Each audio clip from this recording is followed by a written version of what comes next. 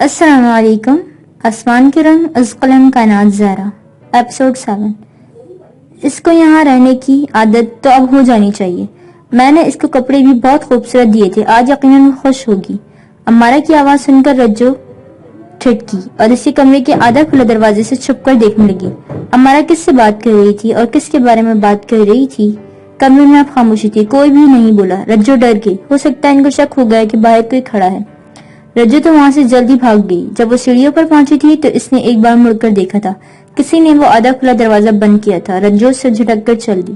کون تھا؟ امارا نے بینا سے سوال کیا جو اب دروازہ بند کر چکی تھی. کوئی بھی نہیں بیوی جی، ہمیں وہم ہی ہوا تھا. بینا نے امارا کو تسلی دی. آپ فکر نہ کریں، شاہ جی کے کہنے پر اب اس سے زیادہ گھر نہیں جانے دیتی. ہاں، اور اب سے اس کا خیال رکھنا، وہ امانت ہے اس حویلی کی. امارا نے مزید اسے سمجھاتے ہوئے کہا. بینا اس بات میں سرجاتی نکل آئی اور دروازہ بند کر دیا. دل تو کر رہا ہے شاہ کے لیے پلاؤ بناؤں، پر یہاں تو کوئی نہیں کھاتا. رجو کچن میں کھڑی تھی. صبح اٹھ کے اس نے کپڑے بدل لیے تھے. کپڑے اس نے زینب کے پہنے تھے کیونکہ وہ گھر تو گئی نہیں تھی. رجو میری بات سنو. بینا نے اسے مخاطب کیا. کچن میں اس وقت وہ دونوں اکیلے ہی موجود تھی. رات کو تم کہاں تھی؟ بینا کے سوال پر رجو گھبرا گئی لیکن اپنی شکل پر گھبراہٹ نہ آنے دی. میں اپنے کمرے میں تھی. رجو مجھ سے جھوٹ مت بولو. تم اوپر آئی تھی اور تم نے میری اور چھوٹی حاجن کی بات بھی سنی تھی. تیرا دماغ ٹھیک ہے؟ میں اپنے کمرے میں تھی. زینب سے پوچھ لو. میں اس سے پوچھ چکی ہوں. وہ سو چکی تھی. اس کو نہیں پتا اور اتنی رات کو حویلی میں تم ہی دن دناتے پھٹ سکتی ہو اور کسی میں اتنی ہمت نہیں. میں جانتی ہوں. رجو تمیز سے رہو. حویلی میں اگر کسی کو پتا چل گیا کہ تم یہاں کے اصول توڑ رہی ہو تو تمہیں نکال دیا جائے گا. بینا نے دھمکی دی. تو سب سے پہلے تمہیں نکالنا چاہیے. تم بھی رات کی اس پہر ہمارا بیوی کے کمرے میں تھی. کیا کرنے گئی تھی؟ کیا راز ہے؟ رجو کی آنکھ میں خوف نہیں تھا بلکہ دھمکی تھی. میرے معاملات سے دور رہو رجو. تم بھی. رجو نے آنکھوں سے تنبیہ کرتی کی کچن سے باہر نکل گئی. رجو شام کے وقت رمشا کے گھر آئی تھی. بہت دن بعد اس کی طرف آئی تھی. رجو اور رمشا کمرے میں چلی گئی تھی جبکہ رمشا کی والدہ چولہے پر ہانڈیاں بنا رہی تھی. ان کا گھر کچا نہیں تھا، البتہ صحیح طرح سے پکا نہیں تھا. 2 کمرے تھے جو سیمنٹ کے بنے ہوئے تھے. صحن بھی پکی اینٹوں کا بنا ہوا تھا لیکن 4 مرلے پر مشتمل یہ گھر بہت چھوٹا تھا. تم اتنے دن کہاں غائب تھی؟ رمشا نے لکڑی کے بنے بیڈ پر بیٹھتے ہوئے کہا جبکہ رجو سامنے پڑی ایک لکڑی کی کرسی پر بیٹھ گئی تھی. اور یہی سوال میں تجھ سے کروں تو؟ رجو نے آنکھیں گول کرتے ہوئے کہا. تم نہیں کر سکتی کیونکہ تم غائب تھی. رجو ہنس پڑی. ہاں بس کام تھی کچھ. رجو اس کو چاہ کر بھی اپنے نکاح کا نہ بتا سکی. اچھا چھوڑ یار، بتا کیا کھائے گی؟ کچھ نہیں، چل اب باہر چلتے ہیں. رجو نے اٹھ کر اس کا ہاتھ پکڑتے ہوئے کہا. یار میں نہیں جا رہی، ابھی امی کو کوئی کام نہ پڑ جائے. رجو کا چہرہ مرجھا گیا تھا لیکن اس نے رمشا کو مزید تنگ نہیں کیا اور اس سے گلے مل کر بوجھل دل کے ساتھ چل دی. بعض اوقات انسان کو کچھ سمجھ نہیں آ رہی ہوتی کہ آگے کیا ہونے والا ہے لیکن دل کہیں نہ کہیں بوجھ جاتا ہے. رجو تجھے اپنے ابا پر یقین ہے نا؟ رجو، اس کے ابا اور بیوی ایک ہی چارپائی میں بیٹھے تھے. رجو کا رخ ان کی جانب تھا اور ان دونوں کا رجو کی جانب تھا. وہ ابھی ہی آئی تھی حویلی سے واپس. بیبی نے سر پر دوپٹہ باندھا ہوا تھا. ابا تجھ پر سب سے زیادہ یقین ہے. پتر تو اپنے ابا کی بات کو رد تو نہیں کرے گی؟ ابا تو کہہ تو صحیح، رجو نے کبھی تیری بات کو رد کیا؟ ایک بیٹی اپنے پیو پر یقین نہیں کرے گی تو کس پر کرے گی؟ اور ہاں ابا، مجھے بنا سنے تیری ہر بات منظور ہے. رجو نے اپنے ابا کی پریشانی دور کرتے ہوئے کہا جس کے لہجے اور چہرے پر رقم تھی. پتر شاہ تجھے پڑھانا چاہتا ہے. رجو کو ایسا لگا جیسے کوئی خاص بات نہ ہو کیونکہ شمع اس سے یہ بات کل رات ہی کر چکا تھا. حیران وہ اس بات پر ہوئی تھی کہ بیبی کو کیا پتا. اگر پتا تھا تو بیبی نے اس سے ذکر کیوں نہیں کیا؟ کینا پر شاہ علی بھی اس شاہ نے اس کی غیرت انا اس بات کی اجازت نہیں دیتی کہ ایک ان پڑھ اس کی بیوی ہو. خیر ابا، بتا کب داخلہ لینا کالج میں؟ رجو نے اماں کے چہرے کی طرف دیکھتے ہوئے کہا. صاف معلوم ہو رہا تھا کہ اماں اس بارے میں جانتی ہیں. پتر رشید چپ ہوا. بول ابا، میں سن رہی ہوں. رجو سمجھ گئی تھی بات کچھ بڑی تھی. پتر چاہتا تو وڈے شہر ریمپ کے پر. تلخ مسکراہٹ رجو کے چہرے پر تھی جبکہ دل کٹ رہا تھا. مطلب اسے اماں ابا سے دور لے جایا جائے گا لیکن وہ ان کو کمزور نہیں کرنا چاہتی تھی. وہ جانتی تھی یہ شاہ کے ڈر سے سب کر رہے ہیں. وہ کس قدر پاگل تھی. شاہ کو باقیوں سے مختلف سمجھتی تھی جبکہ وہ بھی انہی کی طرح تھا. بیبی تجھے پتا تھا کہ میرے شاہ سے نکاح ہو گیا تو تم نے جتایا کیوں نہیں؟ اس نے بیبی سے خفا سوال کیا. پتر تیری خواہش تھی نا آگے پڑھنا، ہند پوری ہو رہی، میری دی خوشی خوشی جائے گی نا. बेबे अपनी आंखों में उदासी लिए मुस्कुराकर इसको समझा रही थी। बेबे, तुम लोगों से दूर रहकर नहीं पढ़ना था मुझे। रज्जो ने बेबे की गोद में सर रख लिया। बेबे इसके सर पर हाथ फेरने लगी। इसके अब्बा इसको नम आंखों से देख रहे थे। तेरा सामान बांधा पड़ा है। आरफा का दिल कट रहा था। अपनी इकलौती बेटी को खुद से दूर कर देगी। वो दोनों क्या करेंगे? रज्जो चली जाएगी तो इनकी जिंदगी वीरान हो जाएगी। आखिर इसके अलावा है ही कौन इनका? लेकिन वो चाह कर भी कुछ नहीं कर सकती थी। सिर्फ दुआएं थी जो अपनी रज्जो दिल भर कर दे सकती थी। ना तो इनके पास इतने पैसे थे कि रज्जो को सामान देते जो हर माँ बाप की ख्वाहिश होती है, बेटी को दुनिया की वो हर चीज लेकर दें जो इस इल्म फायदे के लिए हो। लेकिन रज्जो के लिए फायदे के लिए इनके पास दुआओं के सिवा कुछ ना था। बेबे, अब तो मैं तुझे तंग करने के लिए यहाँ नहीं रहूंगी, तो मुझे माफ कर देना बेबे। रज्जो बहुत मजबूत थी, लेकिन माँ बाप से जुदाई उसे कमजोर कर रही थी। मेरी बच्ची, शाह ने कहा है फोन पे बात कराता रहेगा तेरी। रज्जो के अब्बा ने उसे हौसला दिया। हाँ, अब मैं शाह की हवेली में नौकरानी भी नहीं रहूंगी, इसने खोए हुए अंदाज में कहा। रज्जो ने रात के 10 बजे यहाँ से निकलना था। वो माँ बाप के सामने मजबूत बेटी की तरह मुस्कुराती नजर आ रही थी। बेबे ने उसे अपने हाथों से रोटी खिलाई। इसने अब्बा के सर पर पगड़ी बांधी। यही पगड़ी ही तो थी जो इसने बचा ली थी। बचपन से लेकर अब तक वो इस पगड़ी को बांधती आई थी और आज भी ये पगड़ी बांध रही थी। वो दिल आंसू से भरी आंखों और मुस्कुराते लबों के साथ वो अपने माँ बाप को अलविदा कहने को तैयार थी। अब्बा, अपना ख्याल रखना। बेबे, अब्बा से लड़ना ना, मैं जल्दी वापस आ जाऊंगी। गले में आंसू का एक फंदा था। रात का पहर था। हर तरफ खामोशी थी। डेयरी फार्म पर इस वक्त रज्जो के अब्बा के अलावा कोई नौकर मौजूद नहीं था। एक गाड़ी खड़ी थी जिसकी रोशनी बंद की हुई थी। अलबत्ता इसमें कुछ सामान रखा जा रहा था। बेबे, मैं तुझे बहुत याद करूंगी। रज्जो की आंखों में आंसू थे, लेकिन बह नहीं रहे थे। बेबे के गले लगी। बेबे ने जोर से अपनी बच्ची को गले लगा लिया।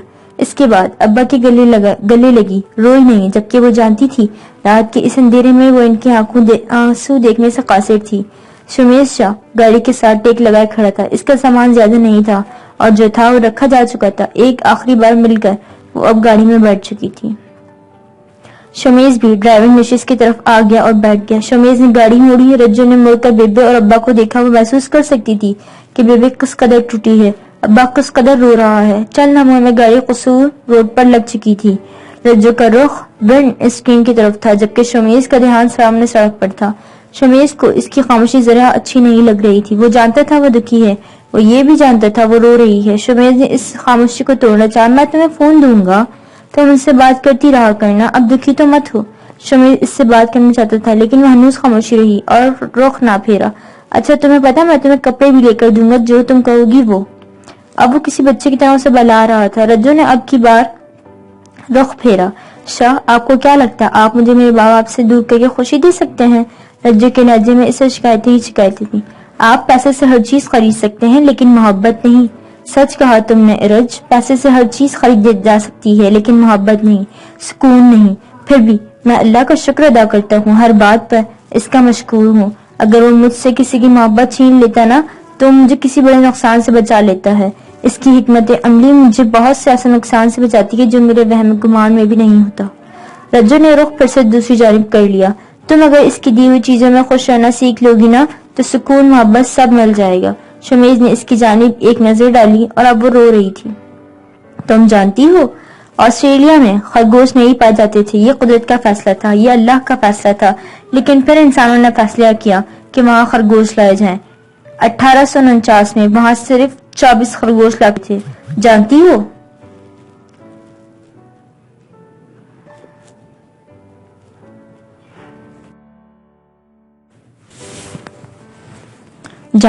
इंसानों के फैसले से क्या हुआ? रज ने इसकी जानिब रुख किया। यकीनन वो शमेश की बात से मुतजस्सिस हो गई थी। क्या? रज्जो ने इसको देखा और सवाल किया, जबकि शमेश मुस्कुराई। कितनी मासूम थी ना रज्जो।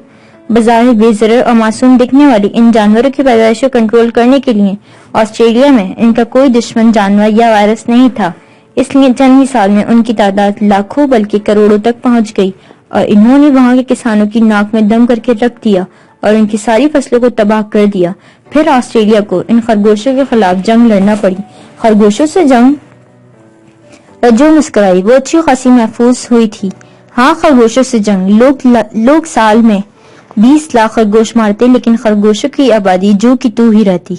इन लोगों ने खरगोश प्रूफ बाड़े इजाद की, जहर और शिकारी बंदूकों से भी कोशिश की, लेकिन नाकाम रहे। مختلف طریقوں سے خرگوشوں کو آبادی کی ختم کرنے میں ناکامی کے بعد بالآخر یہ خطرناک وائرس چھوڑا گیا، جس سے 95% خرگوش مر تو گئے لیکن باقی 5% پر وائرس بے اثر رہا اور دوبارہ آبادی بڑھنا شروع ہو گئی۔ آج بھی آسٹریلیا میں 20 کروڑ خرگوش موجود ہیں۔ آسٹریلیا میں اب خرگوش پالنا منع ہے اور صرف تماشا کرنے والوں کو انہیں رکھنے کی اجازت ہے۔ رجو، جو متجسس ہو کر سن رہی تھی، اب اس کے آنسو تھم چکے تھے۔ دیکھو، انہوں نے قدرت کے فیصلوں پر اتفاق نہ کیا اور اپنے فیصلے کیے جن کے ان کو بھاری نقصان اٹھانے پڑے۔ اس لیے ہمیں چاہیے کہ اللہ تعالیٰ کے فیصلوں پر خوش ہو جائیں تاکہ ہمیں نقصان نہ اٹھانا پڑے۔ شمیز کی باتیں خس قدر دل کو چھو لینے والی تھیں۔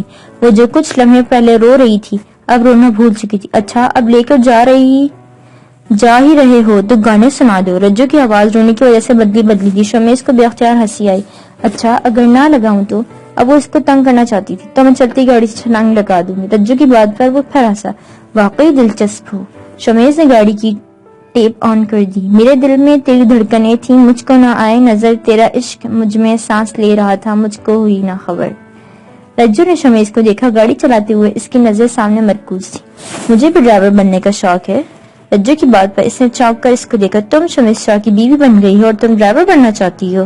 شمیز نے اس کی عقل پر افسوس کیا، لیکن وہ غلط تھا۔ مجھے اپنی گاڑی کا ڈرائیور بننے کا شوق ہے، جیسے آپ ڈرائیور ہو۔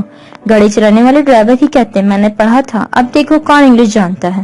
رجو نے اس کی کم عقلی پر افسوس کیا اور شمیز کو اپنی کم عقلی پر افسوس ہوا۔ وہ واقعی اس وقت ڈرائیور تھا۔ اچھا، تمہیں میں سکھا دوں گا، تمہارا ڈرائیور سکھا دے گا۔ رجو ہنسی۔ تسی میرے ڈرائیور ہو؟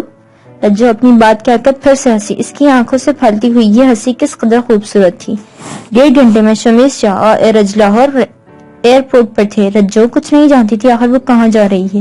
ان کی فلائٹ اسلام آباد کی تھی۔ رات 1 بجے کی فلائٹ تھی۔ شمیز نے رجو کا سامان نکالا۔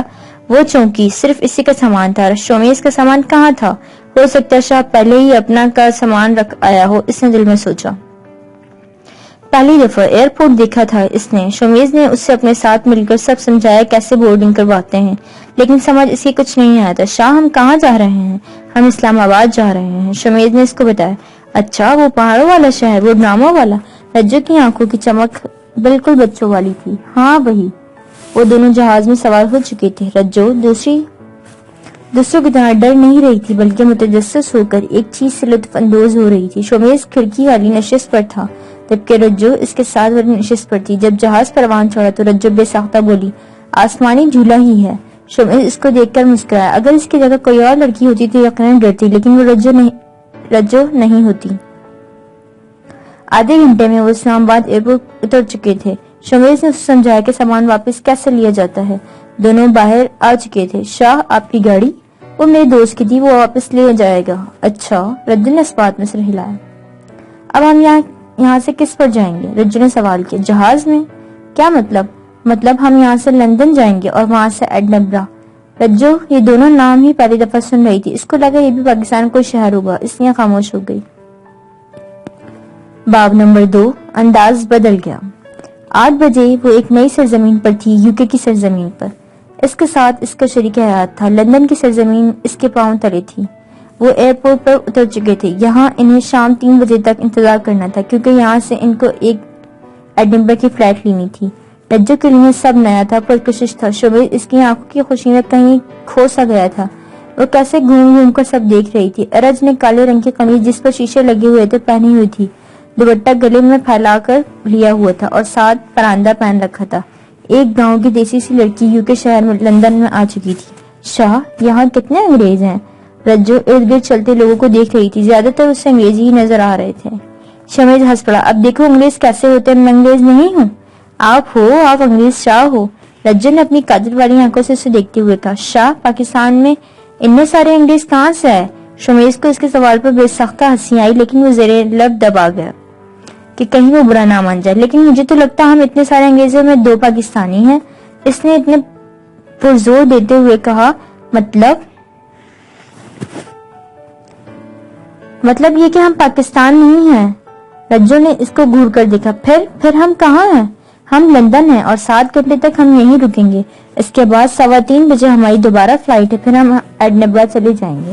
شمیز اب اسے انتظار گاہ میں لے آیا تھا جہاں پاس سے کرسیاں پڑی تھی، بہت سے لوگ بیٹھے تھے، ان کا سامان بھی ان کے پاس ہی پڑا تھا۔ شمیز نے اپنا سامان وہاں رکھ دیا اور وہ دونوں بیٹھ گئے، جبکہ رجو تو اس کی بات سن کر ہی صدمے میں چلی گئی تھی۔ اس کو تو اردو بھی نہیں آتی تھی اور شاہ اسے انگریزوں کے شہر لے آیا تھا۔ رج کچھ کھانا ہے؟ شمیز نے سوال کیا۔ نہیں، اس نے بس اتنا ہی کہا، جبکہ شمیز جان چکا تھا کہ وہ افسردہ ہو چکی ہے۔ اچھا، لیکن مجھے تو بہت بھوک لگی ہے، چلو کچھ کھاتے ہیں، یہاں حرام کھانا ملے گا۔ رجو کا چہرہ دوسری طرف ہی تھا، جبکہ شمیز اس کے منہ سے یہ بات سن کر پہلے تو خاموش ہو گیا، اس کا چہرہ دیکھا جہاں شکایت نظر آ رہی تھی اسے۔ پھر بول، نہیں ہم حرام نہیں کھائیں گے، میں سینڈوچ لے آتا ہوں، اس میں گوشت نہیں ہوتا۔ شمیز سمجھ گیا جہاز میں رج نے اس وجہ سے کھانا کھایا تھا کہ وہ سمجھ رہی تھی یہ پاکستان ہی ہے اور اب انہیں اتنی دیر یہاں بیٹھنا تھا، اس کو بھوکا تو نہیں رکھ سکتا تھا۔ نہیں، مجھے نہیں کھانا کچھ بھی۔ رجو کے لہجے سے لگ رہا تھا کہ شاید وہ رو دے گی، لیکن وہ روئی نہیں، بس رخ دوسری طرف کر کے خفا خفا بیٹھ گئی۔ شمیز نے ایک چہرہ سانس لیا اور اٹھ گیا۔ کتنا بے مروت ہے شاہ، ایک مجھے بغیر بتائے اٹھا کر یہاں لے آیا، اب مجھ سے معافی بھی نہیں مانگی، اور اٹھا اور پتہ نہیں کہاں چلا گیا۔ جہاں بھی گیا میں بھی یہاں ہی بیٹھی ہوں، میری طرف تیل لیون جائے۔ رجو کے ہاتھ میں ایک پیلے رنگ کا بیگ تھا جو شاید اسے شاہ نے ہی دیا تھا۔ اس نے اس بیگ کو سختی سے دبوچ لیا، غصے سے بھرا چہرہ لیا، وہ بیٹھی لوگوں کو دیکھ رہی تھی۔ یہاں کے لوگ اپنے آپ میں کتنے مصروف تھے، پاکستان میں تو سب اس کا گھورتے۔ اگر وہ اس طرح اکیلی جینز اور شرٹ میں بیٹھی ہوتی اور باقی عورتیں شلوار قمیض میں ہوتی، لیکن یہاں کسی کو فرق ہی نہیں پڑتا تھا کہ وہ شلوار قمیض میں بیٹھی تھی، ان سب سے مختلف تھی۔ کاش پاکستان کے لوگ بھی ایسے ہو جائیں تو کیا ہی بات ہو، ہر ایک کی زندگی آسان ہو جائے۔ رجو ان سب کو دیکھتے ہوئے سوچ رہی تھی۔ کچھ ہی دیر میں کوئی اس کے ساتھ آ کر بیٹھا تھا، وہ جانتی تھی کون آیا ہے، لیکن اس نے مڑ کر نہیں دیکھا۔ یہ لو، یہ حلال ہے، دیکھو اس کے اوپر لکھا ہوا بھی ہے۔ شمیز نے اس کے سامنے لیز کا پیکٹ رکھا۔ رجو کو بھوک لگی ہوئی تھی، وہ تو بس شمیز سے ناراضگی کا اظہار کر رہی تھی۔ آنکھیں ترچھی کر کے اس نے شمیز کے ہاتھ کی طرف دیکھا جس میں لیز کا پیکٹ تھا اور ایک جوس کا ڈبہ تھا، لیکن بیٹھی وہ ایسے ہی رہی، ابھی بھی ناراضگی ہی ظاہر کر رہی تھی۔ کتنا مان تھا اسے کہ وہ اس سے ناراض ہو سکتی، اس کے سامنے نخرے دکھا سکتی۔ کھا لو، پاکستان میں سے مرچی والا پلاؤ تو نہیں لا سکتا، البتہ گھر چل کے تمہارے ہاتھ کا کھا ضرور سکتا ہوں، شمیز نے اس کو چھیڑتے ہوئے کہا۔ رج مسکرا دیا، اس کے ہاتھ سے لیس کا پیکٹ لے لیا۔ ویسے میرے پینٹ کا 5 والا پاپڑ اس چپ سے بہت بہتر ہے۔ شمیز اس کی بات پر کھلکھلا کر ہنسا۔ اچھا، وہ 5 والا پاپڑ یہاں سے نہ ملے تو کیا کریں؟ ان انگریزوں کو چاہیے وہ پاپڑ لا کر یہاں بیچے، میں بتا رہی ہوں اس چپ سے دگنے بکیں گے۔ رجو نے لیس کا ایک ٹکڑا منہ میں ڈالتے ہوئے کہا، اور پاپڑ پر کبھی چورن ڈال کر کھانا؟ ہائے! رجو کے منہ میں جیسے چورن کے نام سے ہی پانی آ گیا تھا۔ شمیز مسکراتے ہوئے اس کی باتیں سن رہا تھا، ایک ہاتھ اس نے تھوڑی تلے رکھا ہوا تھا۔ چورن کو پانی میں ڈال کر پینا اس جوس سے زیادہ اچھا لگتا ہے۔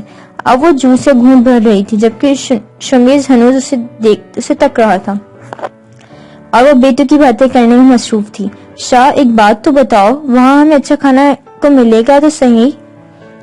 رجو نے محسوس کیا وہ کہیں کھو چکا تھا۔ رجو نے اس کے آگے ہاتھ ہلایا جیسے اسے ہوش میں لانا چاہ رہی۔ شاہ، اب اس نے قدرے اونچے بولا۔ ہاں ہاں بولو۔ شمیز جیسے ہوش میں آیا تھا۔ مجھے وہاں حلال کھانے کو تو ملے گا نا؟ رجو نے ڈرتے ڈرتے سوال کیا۔ اچھا، تو تمہیں لگتا ہے کہ میں حرام کھا کر بڑا ہوا ہوں؟ شمیز نے آبرو اچکائے۔ نہیں، میرا مطلب وہ۔ رجو کو شرمندگی نے گھیر لیا تھا، اگر وہ اس کو لے جا رہا ہے تو یقیناً اس کو حلال کھانا بھی مہیا کرتا ہے۔ رج، تمہیں مجھ پر یقین رکھنا چاہیے، میں جانتا ہوں تم اپنے ماں باپ کو چھوڑ کر افسردہ ہو، چلو مجھ پر یقین مت کرو، خدا پر یقین کرو جس نے تمہیں پیدا کیا، آخر وہ تمہارے ساتھ غلط نہیں ہونے دے گا۔ اللہ تعالیٰ قرآن میں فرماتے ہیں، مسلمانوں تم پر لڑنا فرض کر دیا گیا، وہ تمہیں ناگوار تو ہوگا، مگر عجب نہیں کہ ایک چیز تم کو بری لگے اور وہ تمہارے حق میں بھلی ہو، اور عجب نہیں کہ ایک چیز تم کو بھلی لگے اور وہ تمہارے لیے مضر ہو، اور ان باتوں کو خدا ہی بہتر جانتا ہے اور تم نہیں جانتے۔ شمیز خاموش ہوا۔ رج کو ابھی تو سمجھ میں نہیں آئی، البتہ ترجمہ اسے سمجھ آیا۔ اب شاہ، اس آیت کا تعلق مجھ سے کیا؟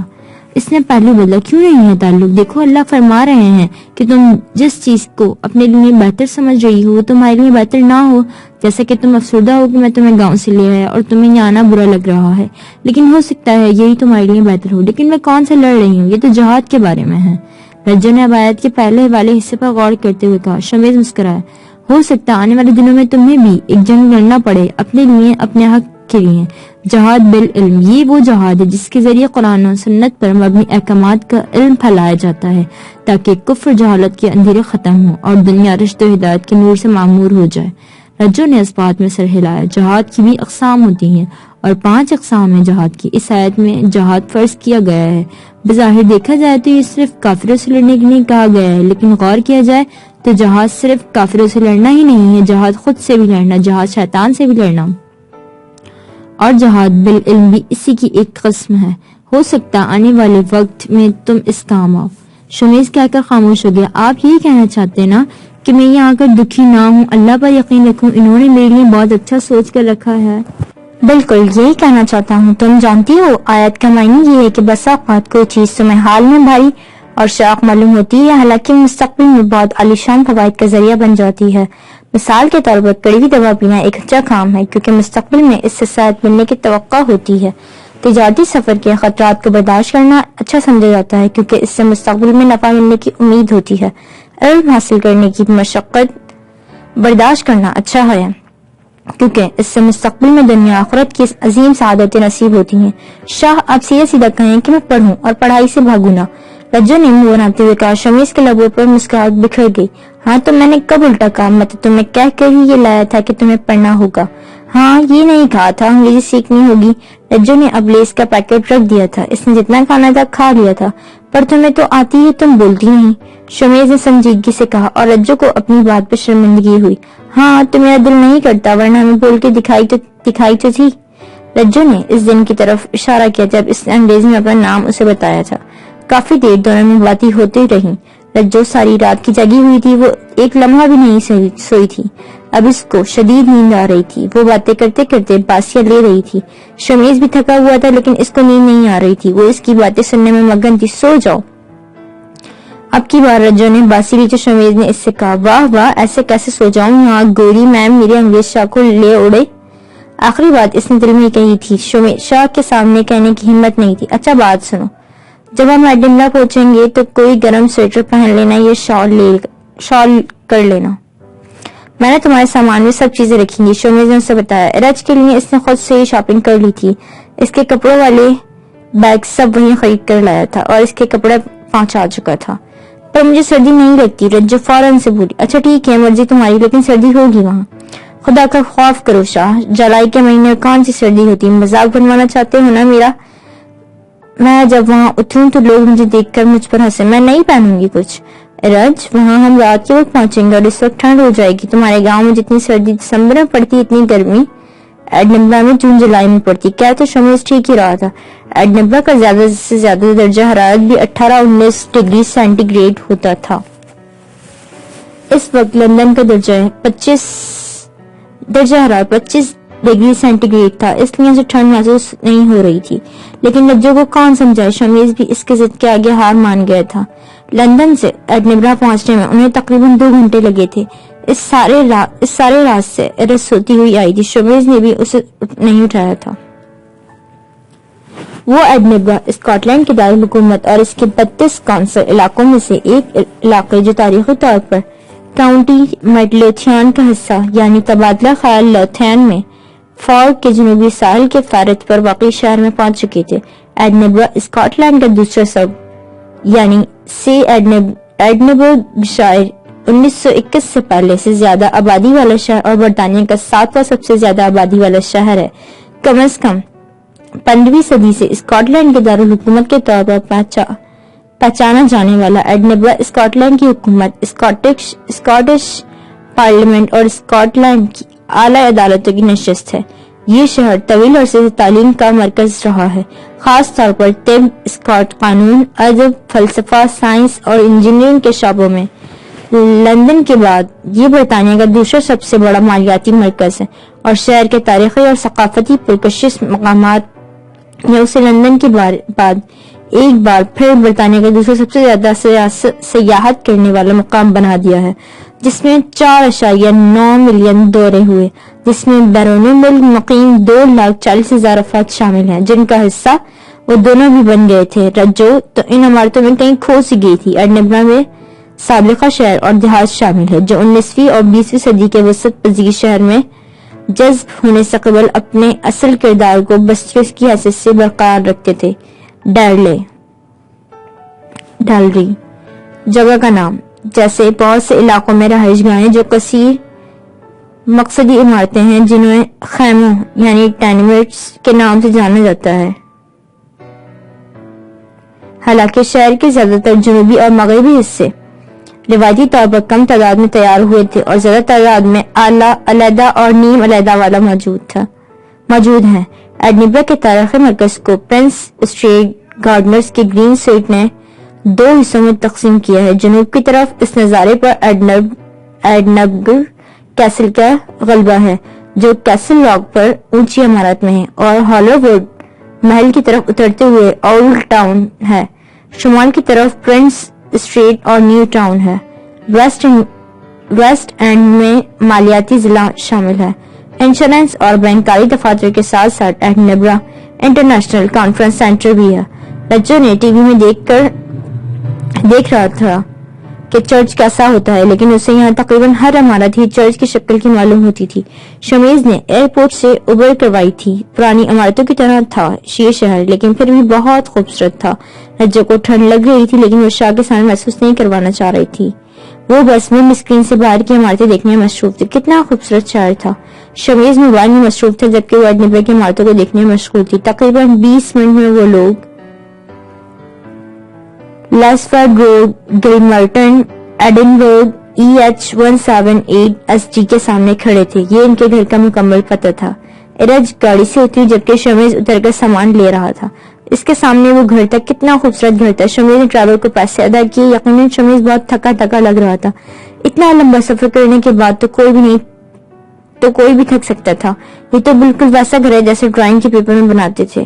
رجو نے حیرت زدہ ہو کر اس گھر کو دیکھتے ہوئے کہا، بالکل ویسا ہی ہے، ویسی ہی چھت جس پر کلیجی رنگ کی اینٹیں لگی ہوئی ہیں، ویسا ہی چھوٹا سا آگے باغیچہ بنا ہوا ہے۔ رجو اس گھر کو دیکھ کر نیند بھول چکی تھی۔ شمیز بس اس حیرت پر حیران ہو رہا تھا۔ ویسے ہی کھڑکیاں سامنے کو تھیں، بس اس کے نیچے والی دیواریں سفید ہیں اور دروازہ بھی سفید ہے۔ اندر چلیں؟ شمیز نے کہا، پر شاہ اس کی تو دیواریں ہی نہیں ہیں، اگر چور وغیرہ آ گیا تو؟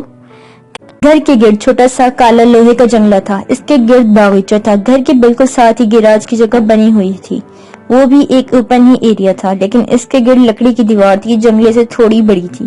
نہیں آتا کوئی بھی چور، فکر مت کرو، تم ہو نا حفاظت کے لیے، شمیز نے اس کو تنگ کرتے ہوئے کہا، جبکہ رجو کے کندھے فخر سے بلند ہو گئے۔ وہ تو خیر میں ہوں۔ گیراج میں سفید رنگ کی ایک کار کھڑی تھی۔ شمیز نے جنگلہ کھولا تو وہ دونوں ایک پکی سڑک پر چلنے لگے جس کے گرد باغیچہ تھا۔ گھر بہت بڑا نہیں پر بہت خوبصورت تھا۔ سفید رنگ کا لکڑی کی کھڑکی تھی، شیشے لگے ہوئے تھے، لیکن آگے اسکن رنگ کے پردے تھے۔ شمیز نے چابیاں جیب سے نکالی اور سفید دروازہ کھولا۔ وہ ایک لمبی سی راہداری تھی جس کے چند قدم پر دائیں جانب لانگ رنگ کا دروازہ کھولتا تھا۔ گھر میں سارے دروازے ہی سفید رنگ کے تھے۔ اس کے فوراً بعد ہی دائیں جانب ہی کچن کا دروازہ تھا۔ شمیز سامان لے کر سیدھا اوپر نظر آنے سڑکوں پر چڑھ گیا، جبکہ رجو تو گھر کو دیکھتی ہی رہ گئی۔ شاہوں کی حویلی بلا شبہ خوبصورت اور بڑی تھی، لیکن یہ گھر اس سے چھوٹا پر کئی گنا خوبصورت تھا۔ وہ لانگ روم میں داخل ہو چکی تھی۔ نیچے ملائم سا کریمی رنگ کا کارپیٹ تھا۔ سامنے بڑی سی LED دیوار میں آویزہ تھی، جس کے دائیں جانب 2 پینٹنگز لگی ہوئی تھی اور بائیں جانب ایک لگی ہوئی تھی۔ دیواروں کا رنگ بھی کریمی ہی تھا۔ کھڑکی پر پردے بھی کریمی رنگ کے تھے۔ کھڑکی کے آگے صوفہ پڑا تھا جو دیوار کے ساتھ لگا ہوا تھا، اور دوسری دیوار کے ساتھ بھی لگا ہوا تھا جو کہ لانگ LED روم کے داخل دروازے تک تھا۔ درمیان میں ایک میز تھا جو صوفے کے ساتھ کا ہی معلوم ہوتا تھا۔ اسی رنگ نرم سا ٹیبل بنا ہوا تھا۔ نیچے بھی ایک لکڑی کا میز پڑا ہوا تھا جس کی ایک جانب گلدان تھا جس میں سورج مکھی کی طرح کا پھول تھا۔ چھت پر فانوس تھا جو ابھی بجھا ہوا تھا۔ رجو مڑی تو اس کو لگا ایک دم سے کمرہ بڑا ہو گیا ہو۔ یہ کیا، اتنا بڑا کمرہ؟ اور میری ہمشکل بھی۔ وہ کمرہ بڑا نہیں تھا بلکہ دیوار پر آئینہ آویزہ جس میں پوری کمرے کا عکس نظر آتا۔ ابھی وہ یہ کہہ کر آگے بڑھ رہی تھی کہ شیشے میں لگی رجو وہاں سے نکلی تو کچن میں داخل ہوئی۔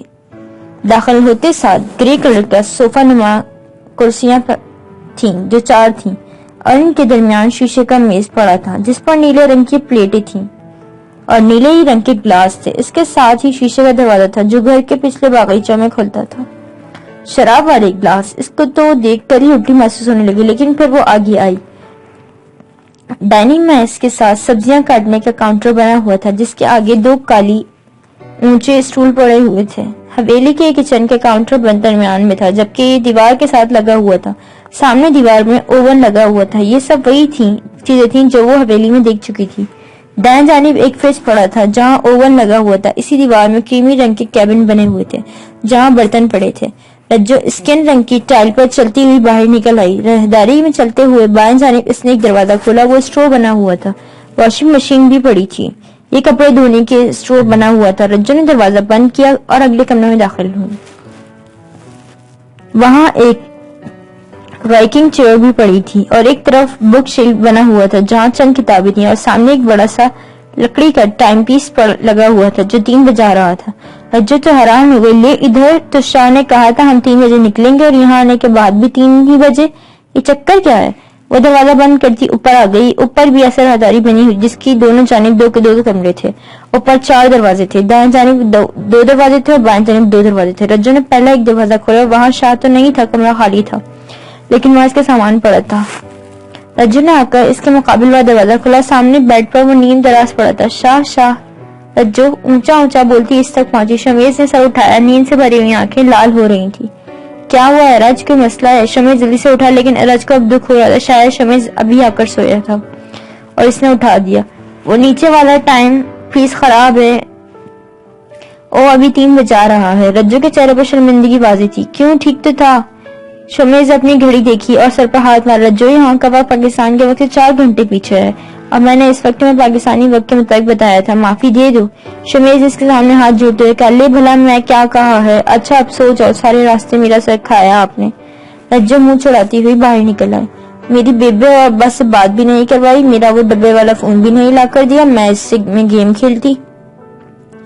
رجو کو سوچ کر اتنی خوشی ہو رہی تھی. وہ اسی کمرے میں واپس جہاں اس کا سامان تھا.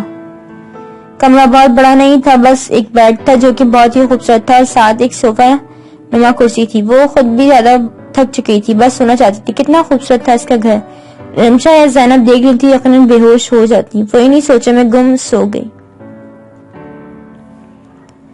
رجو جب اٹھی تو نیچے آئی اور سیدھا کچن میں گئی. جس کو بھوک لگی تھی. اس نے فریج کھولا تو کچھ بھی نہیں پڑا تھا. اس کو شدید قسم کی بھوک لگی تھی. وہ اب شمیز کو اٹھانا بھی نہیں چاہتی تھی. پہلے ہی ایک دفعہ وہ اسے بے آرام کر چکی تھی. وہ لانگ روم میں آ کر بیٹھ گئی. پردے اس نے ایک طرف کر دیے تھے. کتنی رات ہو گئی تھی. کی کروں؟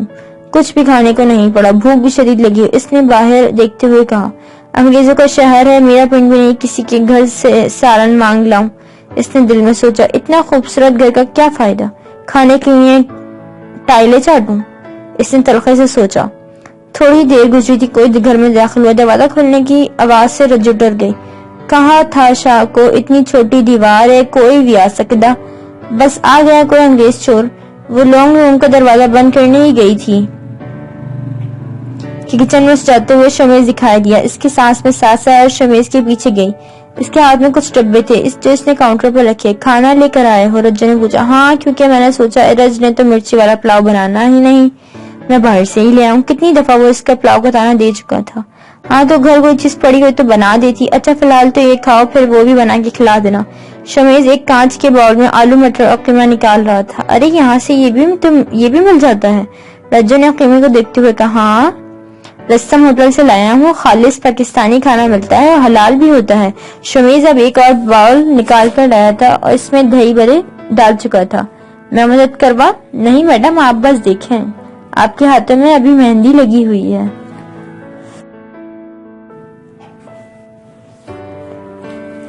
شمیز نے ایک اور تانے کا تیر اس پر چلایا تھا. اب شاہ ایسی بھی بات نہیں. آپ چیزیں لا دیتے میں گھر میں بنا دیتی. اتنا تو مجھے بنانا آتا ہے. ہاں جیسے مجھے آج صبح لیز اور جوس کی صلاح ماری تھی. رجو واقعی بات شرمندہ ہو گئی تھی. بھوک تو شاہ کو بھی لگی تھی لیکن اس نے ایک بار بھی شاہ سے نہیں پوچھا کہ آیا وہ بھی کھانا چاہتے ہیں یا نہیں.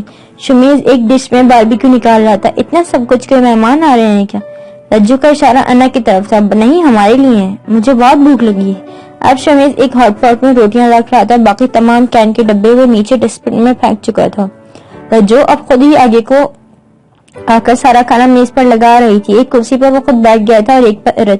शमीज अपना खाना निकाल चुका था, लेकिन इरज बैठी रही। क्या सोच रही हो? मैंने इस गिलास में पानी नहीं पीना, इसमें अंग्रेज शराब पीते। शमीज का दिल किया एक दफा इसकी सोच पर अच्छी तरह मातम कर ले, लेकिन इसने उठकर सामने केबिन से दो दूसरे गिलास निकाल लिए। अब ये मत कहना कि नीली प्लेट में नहीं खाना। शमीज ने कुर्सी पर बैठते हुए कहा, नहीं जी, प्लेट से मेरी कोई दुश्मनी नहीं। अच्छा, कल मैं तुम्हें बिस्मिल्लाह स्टोर पर ले चलूंगा, वहां से तमाम पाकिस्तानी मसाले और खाने की अशिया मिल जाएंगी। शमीज ने उसे बताया। इसके बाद दोनों ने खामोशी से खाना खाया और सोने चले गए। कैसा चल रहा है आपका बिजनेस? शनावर शाह फोन पर बात कर रहे थे। जी अल्लाह का शुक्र है बाबा, मेरी फैक्ट्री से जीन्स और टी शर्ट्स अब बैरून मुल्क भी जाने लगी हैं। कल ही एक बड़ा ऑर्डर मौसूल हुआ है। शमीज मैंने तो तुम्हें कहा था वाइंड अप करो वहाँ का बिजनेस, तुम वही फैक्ट्री यहाँ भी लगा सकते हो कम टैक्स पर। लेकिन आप जानते हैं इसको बनाने में मेरी कितनी मेहनत लगी है, मैं ऐसे तो नहीं छोड़ सकता ना। शमीज ने शनावर शाह को जवाब दिया। सुबह के 6 बज रहे थे जब शनावर शाह से बात कर रहा था। मर्जी है तुम्हारी बरखुरदार। सज्जाद की शादी की तारीख तय हो गई है, अगले महीने की 10 तारीख है। शनावर शाह ने शमीज को खबर दी। ये तो खुशी की खबर है, मैं जरूर तशरीफ लाऊंगा। शमीज ने फोन रख दिया। अपने कमरे में ही अभी तक मौजूद था। खिड़की के पास खड़े होकर वो फोन सुन रहा था। नीचे बागीचे में बैठी लड़की उसे नजर आ रही थी, जो खुद से बातें कर रही थी। मैं सच ही कहता हूँ, तुम बहुत दिलचस्प हो। शमीज मुस्कुराया। पता नहीं कब उठेगा, सर्दी भी लग रही है। सारा सामान निकाल कर रख दिया, इस चादर के अलावा और तो कोई चीज मिली नहीं। जो खुद से बातें कर रही थी वो तकरीबन सुबह से उठकर बाहर लॉन में आ गई थी। इसने बहुत से लोगों को भागते हुए भी देखा था, कुछ के हाथ में कुत्ता भी था। चाय? शमीज इसके पास आकर बैठा। वही लॉन में नीचे ही इसके पास आकर बैठ गया था। क्या चाय? रज्जू ने इसको देखते हुए सवाल किया। बना दोगी या वो भी बाहर से लाऊं? देखो शाह, ये ताना ना दिया करो, सीधी तरह जैसे अभी कहा करो कि ये कर दो। एक तो मेरे अब्बा से बात भी नहीं करवाई, उल्टा कल से मुझे सुनाई जा रहे हो। शर्म हया नाम की चीज तो है ही नहीं। तुम वाकई दिलचस्प होने के साथ साथ बदज़बान भी अच्छी खासी हो। इसने अफसोस से नफे में सर हिलाया। और अगर मैं दूध पड़ा जो मैं चाय बनाकर दूं? रज्जू ने इस वक्त बाल खुले छोड़े हुए थे, जो हवा की वजह से आंखों में आ रहे थे। वो बार बार उन्हें पीछे कर रही थी। बस मैंने तुम्हें छेड़ने के लिए कह दिया था। मैं चाय इतनी पीता ही नहीं, और जो पीता था वो भी मेरी तौबा की अब पीऊं। शमीज ने इसके गुस्से से तौबा करते हुए कहा। रज्जू गुस्से से उठी। इसको बस इसी बात का गुस्सा था कि इसके अब्बा से इसकी बात भी नहीं हुई थी। आज हम प्रिंस स्ट्रीट जाएंगे, शमीज ने उसे लॉन्ग रूम में बैठे हुए बताया। खुद वो टीवी देख रहा था जबकि वो बाहर देख रही थी। पर्दे अभी भी एक ही तरफ से जिस तरह इसने रात को किए थे। शमीज रिमोट से चैनल बदल रहा था। वो क्या है? रज ने इसकी तरफ देखते हुए पूछा। वो बहुत देर से बेजार सी बैठी थी, सुबह का नाश्ता भी नहीं किया था। दोनों ने एडनबरा की प्रिंस स्ट्रीट अपने दिलकश पुरकशिश मकामात और इसकी बहुत से दिलचस्प और गैर मामूली दुकानों की वजह से मशहूर है, जो कि पूरी लंबाई के साथ चलती है। प्रिंस स्ट्रीट वाटर लॉपलेस से शुरू होती है, जो ईस्ट एंड में वाक़ है, और सैंडॉक्स प्लेस पर तक जाता है, जो मगरबी किनारे पर पाया जाता है। शमीज उससे वो नाम बता रहा था जो इसने अपनी जिंदगी में नहीं सुने थे। शाह, सीधी तरह बताओ ये चीज है क्या? जो चिड़कर बोली। प्रिंस स्ट्रीट एक गली है जहाँ मुख्तलिफ दुकानें वाक़ हैं, जहाँ से तुम शॉपिंग कर सकती हो। हाँ तो सीधी तरह कहो, बाजार जाना है। पता नहीं ये प्रिंस स्ट्रीट क्या लगाया हुआ है। रज्जू को बहुत गुस्सा आ रहा था। इसको समझ क्यों नहीं आ रही थी। वो इससे नाराज इसकी बात करवा दे, वो लेकिन नहीं, इसके कान पर तो जू तक नहीं देंगी। हाँ, बाजार ही जाना। शमीज ने खुद को ठीक करते हुए कहा। मुझे परांठे भी लेने अपने लिए। रज ने उससे बताया। वो तो नहीं मिलेंगे यहाँ से। क्यों? पाकिस्तानी खाना मिल सकता है तो वो क्यों नहीं? क्योंकि वो यहाँ कोई नहीं पहनता। शमीज ने अब रिमोट रख दिया था और इसकी तरफ मुतवज्जह हो चुका था। हाँ, इसीलिए जरी जरी बाल है, परांठे पहना करें तो बाल भी लंबे हों मेरी तरह। वो अना के बाल देखें कितने थोड़े से हैं भी गोल्डन से। रज्जू ने भी बनाते हुए कहा, जबकि शमीज फिर से बातूनी लड़की की बातें सुनने में मगन था। थोड़ी तले हाथ रखे हाँ हूँ में जवाब देते हुए खामोशी सुन रहा था। क्या थी ये लड़की? चेहरे पर मुस्कान लिए उसे सुन रहा था। बात इतनी है, अंग्रेजियों को भी परांठा पहनना चाहिए, अंडा लगाना चाहिए, मक्खन लगाना चाहिए और दही लगानी चाहिए। हाँ, गर्ज हर खाने वाली चीज सर पर लगा लेनी चाहिए। शमीज ने संजीदगी से कहा, जबकि वो जानती थी इसका मजाक उड़ा रहा है। मैंने बस ये कहा इनके बाल देखो। नहीं जी, मैंने ऐसा नहीं कहा। हाँ, इसीलिए तो हम रज को लाए हैं यहाँ कि वो सबको सिखाए जो इन बेचारी अंग्रेजियों को नहीं आता। मैंने इनका ठेका नहीं ले रखा। अपनी अना को खुद समझा देना गोल्डन कुड़ी। रज्जू कहते साथ उठ गई वहां से। प्रिंस स्ट्रीट 18वीं सदी के आखिरी में किंग जॉर्ज 3 کے دور میں تعمیر ہوئی تھی۔ پرنس اسٹریٹ ایڈنبرگ کے نئے حصے کا حصہ تھی اور اس کا اصل نام مسترد ہونے کے بعد کنگ جارج کے بیٹوں کے لیے نامزد کیا گیا تھا۔ بہت سارے مقامی رہائشی اور سیاح سارا دن پرنس اسٹریٹ کے ایک طرف ملنے والی یادگاروں، مجسموں، نشانیوں اور دکانوں سے لطف اندوز ہوتے ہوئے گزرتے ہیں۔ ابھی بھی معمول کے مطابق رش تھا۔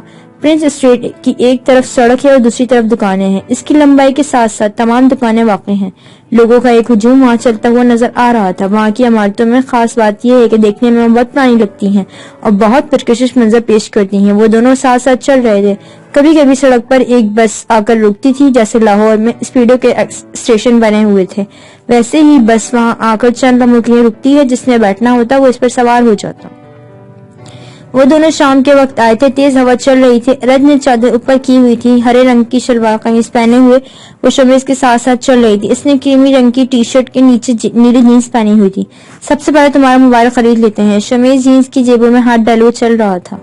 رجو اس کے ساتھ ساتھ چل رہی تھی۔ شمیز رج کی وجہ سے اپنے قدم آہستہ آہستہ اٹھا رہا، جبکہ وہ بھول چکا تھا وہ تیز چلنے کی عادی لڑکی اس کی وجہ سے آہستہ چل رہی تھی، یا پھر وہ دونوں ہی ہمیشہ ایک ساتھ آہستہ چلنے کے عادی ہو چکے تھے۔ وہ لوگ ایک اور گلی کی طرف مڑے اور ایک دکان میں داخل ہوئے۔ اس کے اوپر 3 اسٹور لکھا ہوا تھا۔ رج شمیز کے ساتھ ہی تھی۔ شمیز نے چند لمحوں میں اس کے لیے موبائل خرید لیا۔ یہ میرا ڈبہ ہے نا؟ رج فوراً بولی۔ ڈبہ؟ شمیز حیران رہ گیا۔ ہاں، فون والا ڈبہ جو آپ کے پاس ہے۔ رج نے اس کے ہاتھ سے موبائل لیتے ہوئے کہا، اس سے میں رنفے سے بھی بات کروں گی۔ ہائے، میں اس کو یہاں کی پھر چیز دکھاؤں گی۔ جو موبائل کا پیک کھولنے میں مصروف تھی۔ تم وہاں کسی سے بات نہیں کرو گی؟ شمیز کے چہرے پر سختی تھی۔ لیکن کیوں؟ رج ایک دم ڈر گئی۔ کیوں؟ آپ نے کہا تھا میں بات کروں گی۔ رج، اب میں ہی کہہ رہا ہوں، تم گاؤں کسی کو فون نہیں کرو گی، کسی کو بھی نہیں، اور مجھے یقین ہے تم میری بات مانو گی۔ شمیز نے اس کے ہاتھ سے موبائل فون کا ڈبہ پکڑ لیا، جبکہ رج اسے خفا خفا نظروں سے دیکھنے لگی۔ اب خفا مت ہو، تم جو کہو گی وہی لے کر دوں گا، لیکن صبر کر جاؤ۔ شمیز اب وہ ایک ساتھ چلنے لگے اور پھر سے مین اسٹریٹ کی طرف آ گئے۔ رج نے فون اپنے پیلے پرس میں رکھ لیا۔ یہ وہی پرس تھا جو شمیز اس کے لیے لے کر آیا تھا۔ اچھا، اب منہ کیوں بن گیا ہے؟ کیا لینا ہے؟ یہاں سے میں کیا لوں؟ چوڑیاں تک نہیں ملنی یہاں سے، اور اب میں یہاں سے آپ کی انا کی طرح پینٹ شیٹس لے جاؤں جو میں ڈال بھی نہ سکوں؟ رج جینس پہنتے ہیں، ڈالتے نہیں ہیں۔ شمیز نے اس کی اردو ٹھیک کرتے ہوئے کہا، ہاں وہی، اللہ کرے ایسے تنگ پجامے بنانے والوں کو جہنم میں بھی جگہ نہ ملے۔ شمیز کے چہرے کے تاثرات بدلے۔ کوئی اس پاگل لڑکی کو بتائے، اس کا میاں بھی یہی کام کرتا۔ وہ بس سوچ ہی سکا، کہہ نہ سکا۔ اچھا، اور کیا لینا ہے؟ شمیز نے سوال کیا۔ نہیں، کچھ نہیں لینا۔ رج اس سے ناراضگی ظاہر کر رہی تھی، لیکن اس نے شانہ اچکا دی۔ ٹھیک ہے، پھر بسم اللہ اسٹور پر چلتے، وہاں سے تمہیں گروسری کے جو سامان چاہیے لے لینا۔ رجو نے رخ پھیر کر اسے دیکھا۔ کیا واقعی اسے پتہ نہیں چلا کہ وہ ناراض ہے اور ڈرامہ کر رہا تھا؟ رج بھی اس کے پیچھے چلنے لگی۔ نہیں تے نہ صحیح، میں کڑا مری رہی ہوں۔ رج پیر پٹکتے اس کے پیچھے چلتے گئی، اور اس کے بعد جو اسٹور پر آئی ایک پاکستان کا اسٹور تھا۔ یہ نیکلسین اسٹریٹ میں واقع ہے۔ یہاں سے سب تمہیں حلال ہی ملے گا۔ اس کی بات سن کر وہ خوش ہو گئی۔ اس کے بعد انہوں نے ضرورت کی تمام اشیاء وہاں سے خرید لی۔ شمیز یہاں سے چلا گیا۔ دیکھا، میں نے کہا تھا وہ چلا جائے گا۔ علی شاہ سجاد شاہ مخاطب تھے۔ اس وقت وہ اپنے کمرے میں موجود تھا۔ نہیں بابا، وہ اتنی جلدی اس حویلی سے نکلنے والا نہیں ہے۔ مجھے شک پڑتا ہے وہ کچھ بڑا کرنے کا سوچ رہا ہے جو ہماری سوچ سے بھی بڑا ہے۔ سجاد نے اپنے باپ سے کہا۔ دونوں کہیں جانے کی تیاری میں لگے تھے۔ ہو سکتا ہے تم ٹھیک کہہ رہے ہو، لیکن مجھے لگتا ہے وہ اپنا وہیں بزنس سنبھالنا چاہتا ہے۔ بابا، اس کو کم سمجھ کر ہم غلطی کر رہے ہیں۔ وہ دیکھنے میں لگتا ہے معصوم ہے، لیکن مجھے لگتا نہیں ہے، سجاد نے حقارت سے کہا۔ دروازے پر دستک ہوئی۔ سامنے بینا کھڑی تھی۔ آنکھ پر زخم تھا، معلوم ہوتا تھا کہ کہیں گری ہے۔ بڑے شاہ صاحب آپ کو بلا رہے ہیں۔ ٹھیک ہے، جاؤ تم۔ بینا چلی گئی۔ اپنے بیٹے پر حکم چلتا نہیں، ہمیں غلام سمجھا ہوا، سجاد نے غصے سے کہا تو علی شاہ نے اس کے کندھے پر ہاتھ رکھا اور تحمل سے رہنے کا اشارہ کیا، اور اس نے آنکھیں بند کر کے غصے کو قابو میں رکھنے کی کوشش کی۔ یہ لیں چائے، آج میں خود ہی بنا کر لائی ہوں۔ رجو نے اس کے آگے چائے کا مگ کرتے ہوئے کہا۔ اپنے ہاتھ میں بھی چائے کا کپ تھا۔ شمیز نے ایک ستائشی نظر اس پر ڈالی اور اس سے مگ پکڑ لیا۔ رجو بھی وہاں بیٹھ گئی۔ شمیز ٹی وی پر کچھ دیکھنے میں مصروف تھا، جبکہ رج باہر ہونے والی بارش کو دیکھ رہی تھی۔ کھڑکی کے پردے ایک طرف سے بادل خوب برس رہے تھے. ارج سارا سامان رکھ چکی تھی. رات کا وقت تھا, گہری رات تھی. شاہ, کبھی زندگی کالی رات لگی ہے؟ ارج نے بھائی دیکھتے ہوئے شمع سے سوال کیا. اس نے ابھی تک وہی شال اوپر اوڑی ہوئی تھی جو بارش کی وجہ سے ٹھنڈ بڑھ گئی تھی. زندگی روشن کب ہوتی ہے؟ شمیز نے جواب کے بدلے سوال کیا. مطلب زندگی روشن ہی نہیں ہوتی ہے, پر کبھی کبھی کالی رات لگنے لگتی. ارج نے اس کی طرف دیکھا. زندگی تو سفر, آزمائش اور خوشی کی لہروں میں بہتا ہوا یقین اور مایوسی کے لمحوں سے گزارتا ہوا, زندگی کی طاقتوں اور دل کی بے چینی سے لڑتا ہوا, اپنے رب کی ذات کو دل میں سما لینے اور اسی کی خاطر اپنی راہوں کو بدل لینے کا نام ہے. لیکن اس نے ریموٹ کنٹرول اٹھا کر LED بند کر دی تھی. ہم لوگ چند لمحوں کی ناکامی کو زندگی کی ہار سمجھ کر زندگی کو کالی گہری رات سمجھ لیتے ہیں. کتنے آئے اور کتنے گئے, لیکن جنہوں نے اپنے عمل درست رکھے اور اپنے رب کی رضا کی خاطر عاجزی اختیار کی اور رب کے فیصلوں پر یقین کیا اور اس کی حدوں میں رہے, انہوں نے گہری کالی رات کو روشن کر لیا اور اپنے رب کو پا لیا. شاہ, مجھے زندگی کو روشن کرنا نہیں آ رہا. آ جائے گا, وقت لگے گا. ارج. شمیز ایک دم مسکرایا. تم نے ابھی کچھ نہیں کھویا, میں نے اپنے ماں باپ کھوئے ہیں. ارج فون بولی. کس نے کہا ہے یہ تم سے؟ وہ تم سے بہت محبت کرتے ہیں, لیکن میری ان سے بات نہیں ہو رہی. آپ نہیں سمجھ سکتے, میرا اس وقت دل کر رہا ہے ایک لمحہ بھی نہ لگے اور وہ میرے سامنے ہو. ارج روحان سے ہوئی. بس اتنے میں پریشان ہو گئی. انسان تو ازل سے خواہشات کا غلام رہا ہے. ایک مسلمان لڑکی کو تو بہادر ہونا چاہیے. سوچو, اگر تم کسی مقام پر کھڑی ہوتی, تو تم کوئی افسر ہوتی یا تم بھی پیسے کی طاقت رکھتی, تو کیا میں تم سے نکاح کر پاتا؟ نہیں, کبھی نہیں کر سکتا تھا. میں تمہیں تمہارے ماں باپ سے بات کرنے سے بھی نہیں روک سکتا تھا, کیونکہ تم طاقت رکھتی. تم زندگی کی ایک مشکل کو اندھیرا سمجھ کے بیٹھی ہو, تو جب مشکلات کے پار آ جائیں گے اس دن تم کیا کرو گی لڑکی؟ ارج خاموش تھی. شاہ اس سے کیا کہنا چاہ رہا تھا؟ کیا بات تھی جو اسے سمجھانا چاہ رہا تھا؟ اس مشکل میں روشنی تلاش کرو, ہو سکتا ہے تمہاری زندگی میں چھایا باقی زندگی اندھیرا بھی ختم ہو جائے. ہو سکتا ہے تم کچھ بھی ایسا کر جاؤ جو آتی دنیا تک یاد رکھا جائے. شاہ, میں کیا کر سکتی ہوں؟ میں ایک ان پڑھ جاہل لڑکی ہوں جس نے مر کر میٹرک پاس کر لیا. وہ کیا دنیا میں نام بنائے گی؟ کیوں, تم کیا انسان نہیں ہو؟ یا انسان وہ نہیں ہے جو کچھ کر کے دکھاتی ہیں؟ ان کے پاس بہت سے وسائل ہوتے ہیں, ان کے ماں باپ ان کے ساتھ ہوتے ہیں. میں اکیلی ہو گئی ہوں. بارشیں کی بوندیں کم ہو چکی تھی. اس گہری کالی رات میں ہم اپنے خالق کو بھول جاتے ہیں جس نے ہمیں سب دیا. کیسے ہو اکیلی؟ کیا وہ ساتھ نہیں یا تمہارا ایمان نہیں؟ اللہ تے ہی ایمان ہے شاہ, ورنہ اس دنیا میں انسانیت تو ختم ہو گئی ہے. ہر طرف مطلبی دنیا ہے. آپ نے مجھ سے نکاح کیوں کیا؟ نہ جانے کیوں, وہ یہ سوال کر بیٹھی تھی. وہ خود بھی نہیں جانتی تھی, لیکن وہ بہت دنوں سے اس کا جواب چاہتی تھی. آج باقاعدہ ان کی گفتگو ہو رہی تھی تو اس نے سوال کر ڈالا. شمیز خاموش رہا. بتائیں, میں نے اپنی آنکھوں میں انا کے لیے محبت دیکھی ہے. میں نے آپ کی آنکھوں میں انا کے لیے محبت دیکھی ہے. ارج نے آہستہ آہستہ کہا. شمیز مسکرا دیا. محبت کیسے دیکھی تم نے؟ محبت؟ وہ یہ کہہ کر ہنسا. اور تم محبت کو کیا سمجھتی ہو؟ آپ اس کی پرواہ کرتے ہیں. اس کی خاطر اپنی دادی سے لڑائی مول لی. اور جو چپ ہوئی تو شمیز نے سوال کیا. اور مجھے لگتا ہے آپ اس سے محبت کرتے ہیں. شمیز ہنسا. اس مسکراہٹ میں کتنی چبھن تھی. اس کی جگہ کوئی اور بھی ہوتی تو میں یہی کرتا. مجھے غلط کو غلط کہنا آتا ہے اور میں چاہتا ہوں تم بھی غلط کو غلط کہو. شمیز, آج کل غلط کو غلط کہنے والوں کی زبانیں کاٹ دی جاتی ہیں, لیکن اگر وہی انسان کسی مقام پر کھڑا ہو تو وہ غلط کی جڑیں بھی کاٹ سکتا ہے. شمیز کے جواب پر وہ حیران تو نہیں ہوئی, البتہ چپ ہو گئی. یار, یہ زندگی ہے, اس کا مقصد ہے. بے مقصد زندگی تو جانور بھی گزار رہے ہیں. پھر ہمیں اللہ نے عقل کیوں دی؟ تاکہ ہم اسے استعمال کریں, نہ کہ بس یہی کہتے رہیں کہ غلط تو غلط کہنے سے ہم دنیا سے الگ ہو جائیں گے. بارش تھم چکی تھی, لیکن باہر ہوا بھی بہت تیز چل رہی تھی.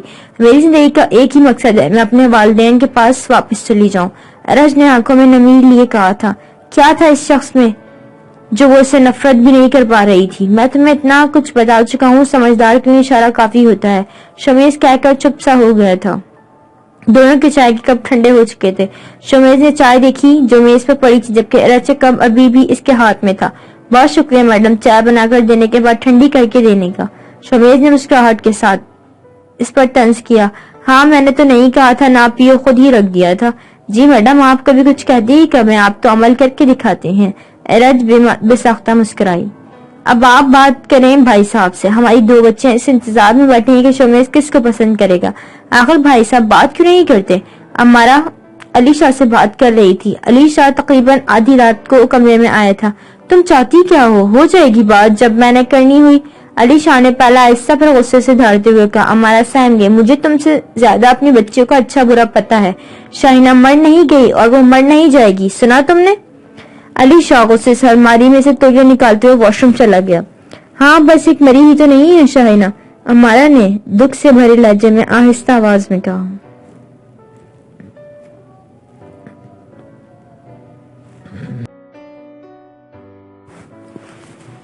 السلام علیکم. آسمان کے رنگ از قلم کائنات زہرا ایپیسوڈ 8. ارج مجھے آج آفس جانا ہے. آج بہت سے کام ہے. میں گھر شاید لیٹ آؤں. اپنا خیال رکھنا. وہ ایک نوٹ لکھ کر اس کے سائڈ ٹیبل پر رکھ چکا تھا. ایک ہاتھ میں کوٹ تھا اور دوسرے میں کافی مگ. ارج سو رہی تھی. کتنی معصوم سی تھی یہ لڑکی. شمیز کو اس سے محبت نہیں تھی، پھر بھی دل اس کی طرف کھینچا چلا جا رہا تھا. جب بھی وہ باتیں کرتی تھی وہ اس کی باتوں میں کھو جاتا تھا. دل ہی نہیں کرتا تھا اب کوئی اور بولے. شمیز اس کو دیکھ کر دل سے مسکرانے لگا تھا جو وہ بھول چکا تھا. شمیز بظاہر ہر وقت ہنستا رہا، مسکراتا چہرہ لیے دل میں خود کے جذبات کو دفنا چکا تھا. وہ گاڑی میں آ کر بیٹھ چکا تھا. اس نے اپنی ساری زندگی کے بارے میں سوچا تھا. 5 سال کا وہ بچہ جو اپنی ماں کو دیکھ چکا تھا، اس کا پیار حاصل کر چکا تھا، اچانک اس کی موت کے بعد ایڈنبرگ کی انجان گلیوں میں بھیج دیا جاتا. بلا شبہ اس کا خیال رکھنے کے لیے 2 لوگ موجود تھے. ایک آیا اور ایک آدمی جس کا نام صفدر علی تھا. ماں کی وفات کے بعد وہ بچہ باپ پر شفقت کا سایہ چاہتا تھا، لیکن اس کو یہاں اسکاٹ لینڈ اپنے گھر، اپنے گاؤں، اپنی ماں کی یادوں سے دور بھیج دیا گیا تھا. ہاں اس کو یہاں سے دور رہنا چاہیے تھا. بچہ ہے، دل چھوڑ دے گا. ماں کی یادوں کے ساتھ ہی رہا تو ایک مضبوط مرد نہیں بن سکے گا. شمیز نے بچپن میں دادان کے الفاظ سنے تھے. اس دن سے اس نے سوچ لیا تھا وہ ایک مضبوط مرد بن کر دکھائے گا. وہ ایک معصوم سا بچہ اپنی آبائی زبان جاتا تھا. اس کو اردو آتی تھی. ایسا نہیں تھا کہ وہ اردو بولنا نہیں جانتا تھا، لیکن صفدر علی اور ثنا دونوں ہی اسکاٹ لینڈ کے رہنے والے تھے. وہ دونوں آپس میں انگلش بولتے تھے. شمیز پاکستان 2 سال بیکن ہاؤس میں پڑھتا رہا تھا. اس کو بنیادی انگریزی وہاں ہی سکھا دی گئی تھی. 2 سال وہ لاہور رہا تھا اپنی والدہ کے ساتھ. اس کے بعد ان کا انتقال ہو گیا تھا. ایڈنبرگ کے کارگل فیلڈ اسکول میں اس کا داخلہ ہوا تھا. کارگل فیلڈ اسکاٹ لینڈ کا سب سے پرانا بورڈنگ اور ڈے پری اسکول ہے. 3 سے 13 سال کی عمر کے بچے یہاں پڑھتے ہیں. ہر بچے کے پاس برطانیہ کے معروف سینئر اسکولوں میں شامل ہونے کے لیے کارگل فیلڈ چھوڑنے سے پہلے سیکھنے اور دریافت کرنے کے وسیع مواقع ملتے ہیں. بچے پر اعتماد، متحرک ذہنوں، محفوظ اقدار اور شناخت اور معاشرتی جذبے کے ساتھ اس اسکول سے جاتے ہیں جو ان کو آئندہ آنے والی زندگی میں مدد دیتا ہے. پہلی دفعہ اس گولڈن بالوں والی اور بلی آنکھوں والی کو ریڈ اسکرٹ میں اس نے وہاں دیکھا تھا جب پریئرز ہال سے سب بچے جا رہے تھے. تو اس نے اس لڑکی کو دیکھا. بہت سی لڑکیوں کے بال گولڈن ہی تھے وہاں، لیکن وہ دودھیا رنگت کی مالک لڑکی. اتفاق سے وہ دونوں ایک سینڈرڈ میں تھے. What's your name? My name is Anna. And yours? اس نے بھی وہ اسی لہجے میں جواب دیا. عمر میں وہ بچی بالکل شمیز جتنی تھی، 5 سال کی، اور ان دونوں کی سالگرہ کا دن ایک ہی تھا، 10 دسمبر. My name is شمیز. شمیز نے انگریزی میں اپنا تعارف کروایا. انا کے چہرے پر مسکراہٹ تھی اور اس کے چہرے پر مسکراہٹ تھی. شمیز گھر میں بہت کم بولتا تھا، لیکن اسکول آ کر انا سے ساری دل کی باتیں کرتا تھا. آہستہ آہستہ وہ اپنی مادری زبان بھول رہا تھا. یہ شاید ذہن سے سب باتیں نکال چکا تھا. اس کے خرچے کے لیے بہت سے پیسے آتے تھے، لیکن وہ زیادہ خرچ نہیں کرتا تھا. صفدر اور ثنا کو اللہ نے اولاد سے نوازا. ان کے ہاں ایک بیٹا ہوا جس کا نام انہوں نے محمد رکھا تھا. محمد شمیز سے 6 سال چھوٹا تھا، لیکن شمیز جو گھر میں بہت کم بولتا تھا اب اسکول سے واپس آنے کے بعد محمد سے کھیلنے لگا تھا. اس کو ایسے ہی معلوم ہوتا تھا جیسے اس کا چھوٹا بھائی پیدا ہو گیا ہے. اپنوں کے پیار کو ترسنے والا لڑکا اس پرائی جان سے محبت کرنے لگا تھا.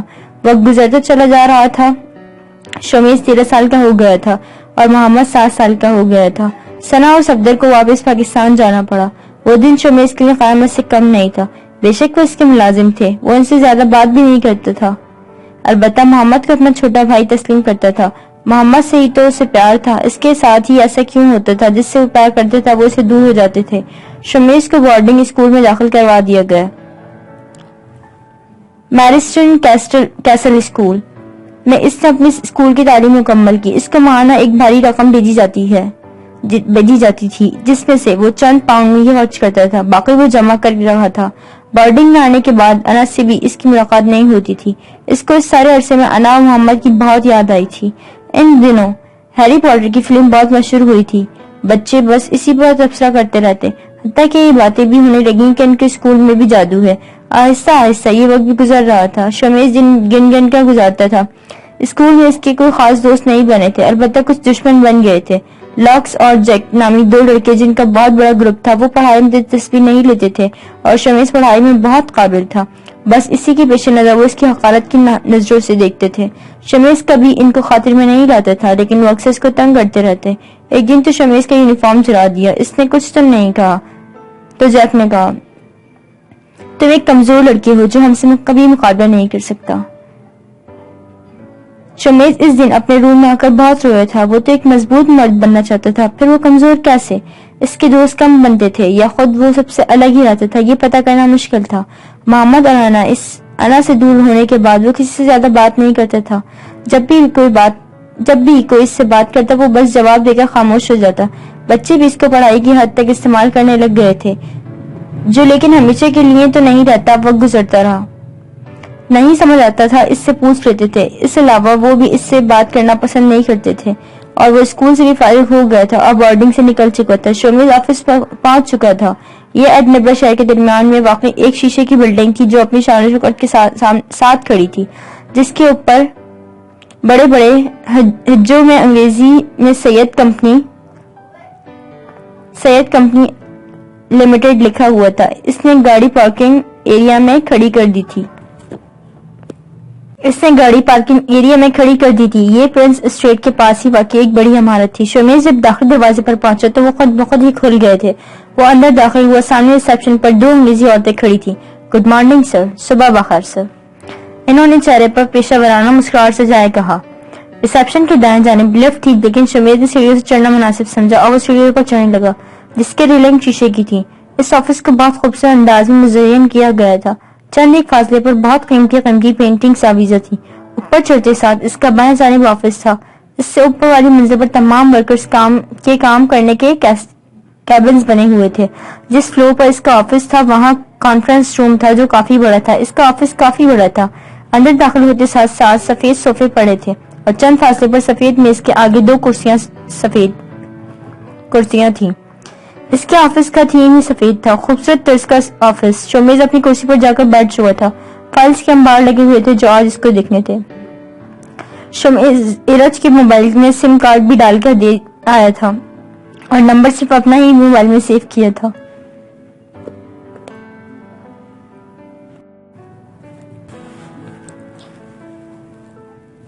ایرج جب اٹھی تو کافی دیر ہو چکی تھی۔ ہائے اللہ، پتہ نہیں کتنی دیر میں سوئی رہی۔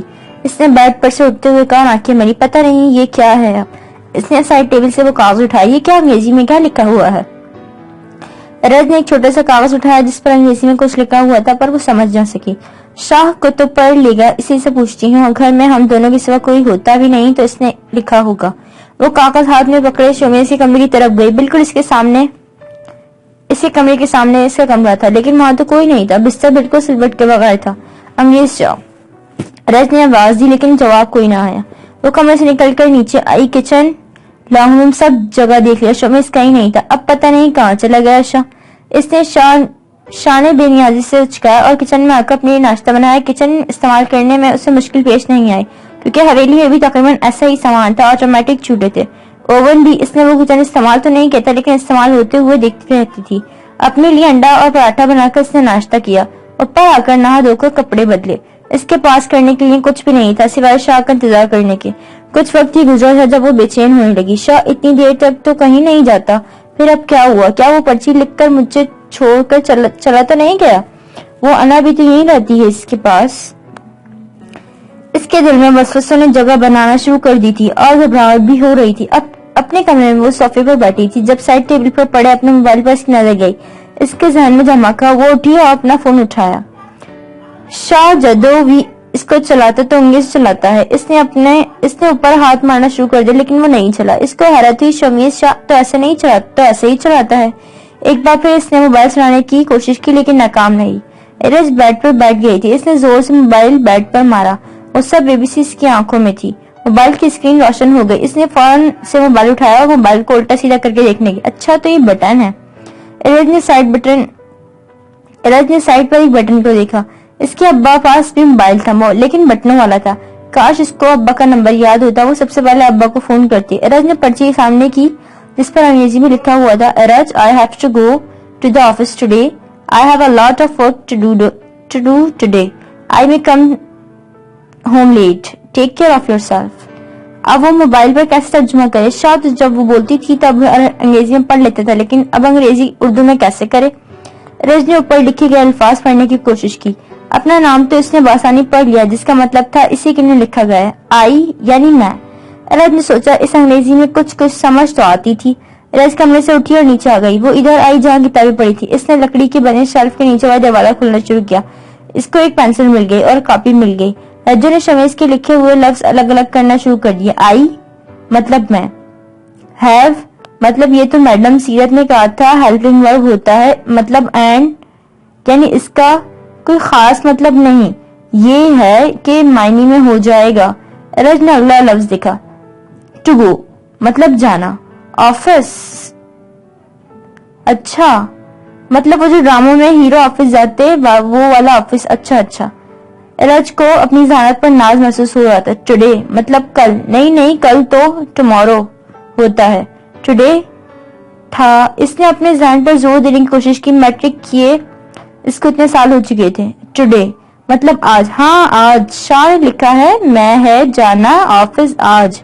اب اس نے ایک لفظ کو جوڑا اور پھر مکمل پڑھا، ارج میں ہے جانا آفس آج، مطلب ارج میں نے آج آفس جانا۔ اچھا تو شاہ آج آفس گیا ہے۔ ارج کو اب سمجھ آ رہا تھا۔ اب اس نے اگلا لفظ پڑھا، آئی مطلب میں، ہیو ہے، الاٹ مطلب۔ ارج جو ساتھ ساتھ بول رہی تھی اب خاموش ہوئی اور ذہن پر زور ڈالا۔ الاٹ کیا تھا اس کا مطلب؟ وہ آنکھیں نیچے ہوئے سوچنے میں مشغول تھی۔ الاٹ مطلب زیادہ۔ اس کو یاد آیا اس نے بھی انگریزی میں جملے بنائے تھے۔ اور الاٹ آف ورک والا تو کافی دفعہ بنایا تھا، مطلب زیادہ کام ہے۔ اچھا شاہ کو آج آفس میں زیادہ کام ہے۔ اس نے سمجھتے ہوئے سر اسبات میں ہلایا۔ آئی یعنی میں ہو سکتا ہے، کم آنا ہوتا ہے، لیٹ اللہ معاف کر اتنی سی بات لکھنی تھی اردو میں لکھ جاتے شاہ، میرا آدھا ناشتہ کیا ہوا مطلب دیر سے۔ اچھا شاہ نے آج گھر سے دیر سے آنا ہے تو ادھر ہی ضائع ہو گیا ہے۔ رج کو اب شمیز پر غصہ آ رہا تھا۔ اس نے آگے پڑھنے کی کوشش ہی نہیں کی، بس اس کو اتنا سمجھ آ گیا شمیز آج دیر سے آئے گا، میرے پاس کرنے کے لیے کوئی کام ہی نہیں ہے۔ رج نے دل میں سوچا، ہائے آج شاہ کے لیے مرچی والا پلاؤ بناتی ہوں، لیکن رجو ابھی جو شاہ کے واپس آنے میں بڑی دیر پڑی ہے، تب تک ٹی وی دیکھ لی ڈرامے لگے ہوئے ہوں گے۔ وہ اٹھ کر ڈرامے دیکھنے کے غرض سے اٹھ کر ٹی وی دیکھنے آ گئی۔ وہ لانگ روم میں آ کر بیٹھی، LED اس نے شمیز کو چلاتے دیکھا تھا، اس نے اسی طرح چلا دی اور سامنے صوفے پر آ کر بیٹھ گئی۔ بہت دیر وہ چینل بدلتی رہی، اسے کچھ کام کا نہیں مل رہا تھا۔ وہ شمیز کو دیکھتی رہی تھی کہ وہ کیسے ریموٹ کنٹرول استعمال کرتا ہے۔ کچھ دیر بعد ہی اسے ہم ٹی وی مل گیا تھا۔ دل ہی دل میں اس نے اللہ کا لاکھ لاکھ شکر ادا کیا۔ ہم کے نیچے یورپ انگریزی میں لکھا ہوا آ رہا تھا۔ رجو اب ڈرامہ دیکھنے مشغول ہو گئے۔ آج سارا دن اس کو اکیلے گزارنا تھا۔ دلکش، ہم سجاد بھائی کی شادی پر ایک جیسے کپڑے پہنے ہیں؟ رباب نے دلکش سے سوال کیا۔ دونوں دلکش کے کمرے میں موجود تھی۔ ہاں، تاکہ ایسے لگیں جیسے یونیفارم ہوتا ہے۔ ہم دونوں الگ الگ کپڑے پہنیں گی، دلکش فوراً بولی۔ وہ اپنے ناخنوں پر نیل پالش لگا رہی تھی۔ لیکن دلہے کی بہنوں کو ایک جیسی ڈریسنگ کرنی چاہیے، تم نے دیکھا نہیں بھابھی کی بہنیں منگنی پر بھی ایک طرح کی سوٹ پہن کر آئی تھی، رباب نے کھوئے ہوئے انداز میں کہا۔ ہاں تو اب کیا ہم ان کی نقل کریں؟ دلکش نے نیل پالش بند کرتے ہوئے کہا۔ رباب جو اس کے اور اپنے درمیان قائم ایک دیوار کو ختم کرنا چاہ رہی تھی وہ نہ کر سکی اور مایوسی کے ساتھ اس کے کمرے میں سے اٹھ آئی۔ قصور دونوں بہنوں کا نہیں تھا، قصور حالات کا تھا، قصور ان رسم و رواج کا تھا جو اس حویلی میں قائم تھے۔ ان رسم و رواج نے دونوں بہنوں کو ایک دوسرے سے کتنا دور کر دیا تھا۔ ایک ایسا رشتہ جو ایک دوسرے کا سہارا ہوتا ہے، اس رشتے کو ایک دوسرے کے لیے ناگزیر بنا دیا گیا تھا۔ ایک بہن کو دوسری بہن ایسے ہی نظر آتی کہ ہو سکتا ہے آئندہ آنے والے دنوں میں یہ میری خوشیوں کی قاتل بن جائے۔ رباب اپنے کمرے میں آ چکی تھی۔ جب وہ منگنی پر گئی تھی تو دلہن کی بہنوں کو دیکھ کر اس کا بھی دل کیا تھا کہ وہ بھی ایسی بہن بن جائے، لیکن ان دونوں کے درمیان اس حویلی کی رسومات کھڑی تھیں۔ پھر بھی رباب اس کی طرف گئی تھی۔ آنے والے وقتوں میں جو بھی فیصلہ ہونا تھا اس میں قصور ان دونوں کا تو نہیں تھا، لیکن وہ اپنی طرف سے کو کر سکتی تھی، اس نے کیا۔ ارج نے چاول پکا لیے تھے، اس کو لگا شمیز شام تک آ جائے گا، لیکن ایسا نہیں ہوا تھا۔ شام سے رات کے 11 بج گئے، وہ نہیں آیا۔ ارج کا پارا بہت بڑھ چکا تھا، بس شاہ کے آنے کی دیر تھی، وہ اس کا سر پھاڑ دیتی۔ تقریباً 12 بجے شمیز گھر میں داخل ہوا تھا۔ ارج لانگ روم میں ہی موجود تھی۔ شمیز سیدھا کچن میں گیا۔ ارج بالکل نیند میں تھی، لیکن کچن میں شور کی آواز سن کر وہ کچن میں گئی۔ شمیز پانی ایک گلاس منہ سے لگا رہا تھا۔ کچھ دیر اور نہ آتے؟ رجو نے کمر پر ہاتھ رکھتے ہوئے کہا، جیسے وہ لڑائی کے لیے تیار ہو۔ شمیز نے جواب نہیں دیا، خاموشی سے گلاس ٹیبل پر رکھا، ہاتھ میں کوٹ پکڑے ہوئے تھا۔ اس کی خاموشی ارج کو مزید غصہ دلایا۔ اب جواب کسی میں نہیں دے رہے، میں کہہ رہی ہوں کچھ۔ شمیز چپ چاپ وہاں سے نکل آیا۔ ارج اس کا رویہ دیکھ کر حیران رہ گئی۔ عجیب حرکت ہے، اس شخص کے انتظام میں نے کھانا نہیں کھایا۔ شمیز لائبریری میں جا چکا تھا، اپنا کوٹ اس نے راکنگ کرسی پر رکھ دیا اور کوئی کتاب ڈھونڈنے لگا۔ ارج اس کو حیران ہو کر دیکھ رہی تھی، غصہ بھی آ رہا تھا، لیکن کتنا عجیب رویہ تھا اس کا۔ کھانا نہیں کھانا؟ ارج نے اکھڑے اکھڑے انداز میں پوچھا۔ نہیں، مختصر جواب آیا۔ شمیز ایک فائل سے کاغذات نکال کر دیکھ رہا تھا۔ پر میں نے آپ کے انتظام میں کھانا نہیں کھایا، تو میں کیا کروں؟ جاؤ جا کر کھا لو، مجھے کام ہے، اور ہاں میں کھا کر آیا ہوں۔ شمیز چہرے پر سنجیدگی لیے اسے منع کر چکا تھا، اس نے کتنے مان سے اس کے لیے کھانا بنایا تھا۔ اور شمیز ارج نے بھی کھانا نہیں کھایا اور سیدھا اپنے کمرے میں آ گئی۔ وہ پہلے ہی بیبی اور ابا کی وجہ سے اداس تھی اور اب اسے رونے کا بہانہ مل گیا تھا۔ اپنے بستر پر اس نے اپنے روکے ہوئے آنسو کا سیلاب بہایا تھا، اور کب اس کی آنکھ لگی اسے محسوس نہ ہوا۔